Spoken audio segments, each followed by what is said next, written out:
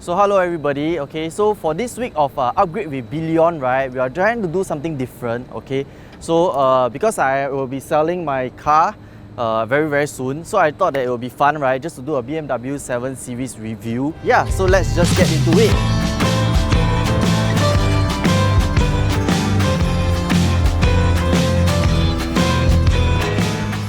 So last year, right, 1 month before my wedding, I actually got this car.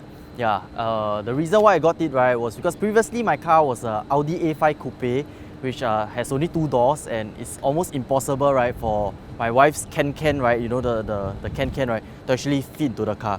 So I decided that, hey, why not I get a car with a larger back seat.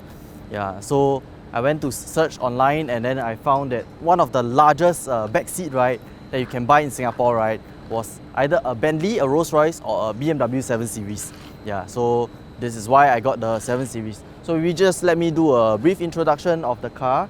Yeah, so I've only done some slight modifications to it. So these are the rims that I've got. These are the 20-inch Brighton rim. So I've got a bunch of very good friends, right, who actually psycho me to get these rims. Yeah, they're supposed to be better in handling and stuff like that. Yeah, but compromise slightly on the comfort. Yeah, alright. So this car comes with air suspension, so it is super comfortable at the back. Later, when we go in, we can actually show you how comfortable and luxurious it is. Okay, so just to show you guys, right, how luxurious this car is, right, it actually has an automatic boot, so I do not have to do anything. Yeah. So, but the problem is that many people don't know, so they try to force open the boot. So the hydraulic may spoil, and then yeah, you just click our button. That's about it. So this is one of the very cool feature. It's called soft close. The door will close by itself. Okay, so let's just take a look at the interior of the car. Alright, come head on in. So yeah, we are at the back seat of my BMW 7 Series. Okay, so this is the cockpit instead of the front seat. Yeah, the front seat actually, being a driver, is just normal. It's just like a normal car. But the back seat, as you can see, there's a crazy amount of leg room. Right, it's almost ridiculous. I can almost straighten my leg here, and my front seat is actually seated pretty back. We have our own aircon over here and also over here, as you can see. So the center seat can actually be put down. There are cup holders. Yeah. So it's actually pretty luxurious to sit at the back. So I only get to enjoy it when, during my wedding. Yeah. So other than that, most of the time I was at in the front driving the car. Because I don't have a chauffeur yet. So of course it comes with very nice cream color, which I love it a lot. There are also vanity mirrors, as you can see here.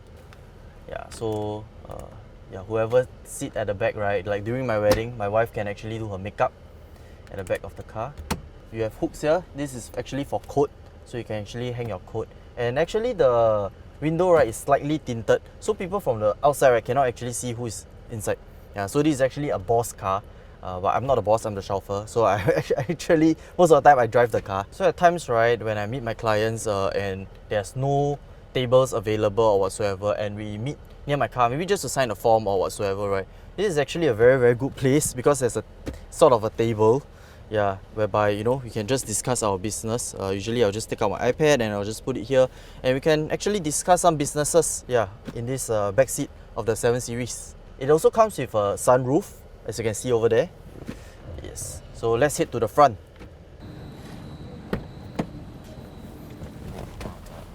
So yes, this is the front seat. As you can see, it's just like a normal car, but just that it's super comfortable because, as I mentioned previously, there's air suspension at the back. So this is the front. As you can see, the dash is pretty modern for a 9-year-old car. There's a reverse cam. When I got this car, right, the mileage was about 104,000. So now it's about 114,000, which means in 1 year I only drive 10,000. Yeah, so it's a bit of a waste that I never really get to enjoy this car that much. Another thing is that this car comes with an inline 6 engine. Yeah, about 260 horsepower displacement, which is pretty much good enough for this car. It's a very heavy car. This car is more than 2 ton, definitely. There are a lot of compartments, as you can see here. Yeah, so this is actually the compartment, and it's actually large enough. So these are memory seats whereby you can configure. So one is for me, two is for my wife, so she sits at a higher height. Yeah, there are many ways to adjust. So you can see the seats here, right? You can actually pop the seats out so that you have more leg room to rest your leg, so it feels very business classy. Yeah, there are more storage spaces here, and also here, this is where I put my handphone. Yeah, but actually there are some cup holders here. Yes, so this car is a 2011 model 7 Series.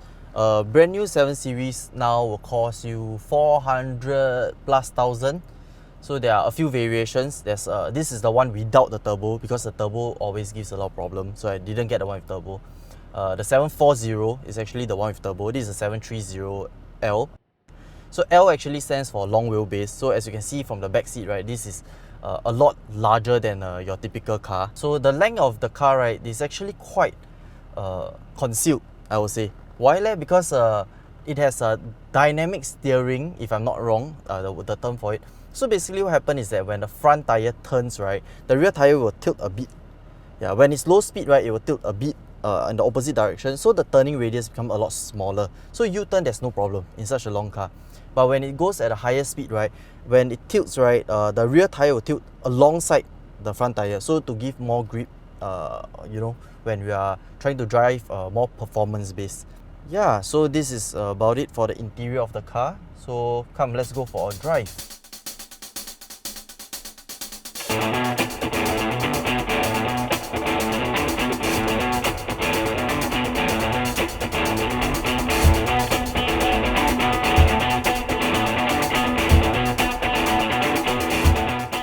Right, so I just want to talk about how does it feel to drive a 7 Series. As you can hear, right, it's super quiet inside.